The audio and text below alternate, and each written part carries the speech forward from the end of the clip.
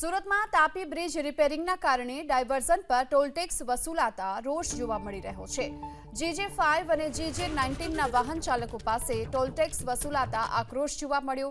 વૈકલ્પિક માર્ગ તરીકે શરૂ કરાયેલ એક્સપ્રેસ વે પર ટોલ ટેક્સ શરૂ કરાયો છે અને ફ્રી ટોલની જાહેરાત બાદ પણ GJ5 અને GJ19ના વાહન ચાલકો પાસેથી ટોલ વસૂલવામાં આવે છે, જેને લઈને રોષ જોવા મળ્યો। એક્સપ્રેસ વે તેના toll booth Palsana Bhatia toll booth પર ટોલ ટેક્સ વસૂલ કરવામાં આવે છે અને વાહન ચાલકોને હાલતું રાહત આપવા માટેની માંગ થઈ રહી છે।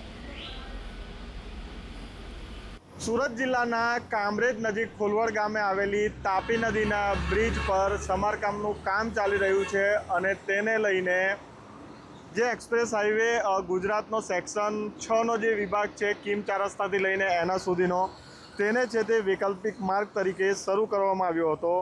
જ્યારે શરૂ કરવામાં આવ્યો ત્યારે મોટા ઉપાડે છે તે જાહેરાત કરવામાં આવી હતી કે આ રસ્તા ઉપર કોઈ ટોલ ટેક્સ લેવામાં આવશે નહીં હાલ પૂરતો, પરંતુ 20 તારીખનું જે 20 તારીખથી જ છે તે આ ટોલ નાકાનું નોટિફિકેશન આવી ગયું છે અને 20 તારીખ રાતે 12 વાગ્યાથી જ છે તે ટોલ લેવાનું શરૂ કરી દેવામાં આવ્યું છે।